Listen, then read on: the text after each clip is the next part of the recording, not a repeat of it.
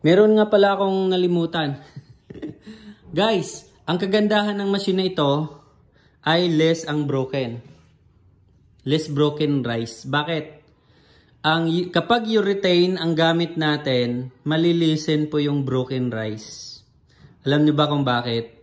Dahil mapipreserve nito ang pagkabuo ng palay.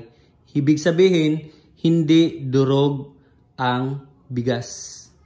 Ang mahalaga, dapat ang moisture content ng palay ay nasa 14% and below. Tulad nito. Yan, tingnan nyo. Ito yung palay.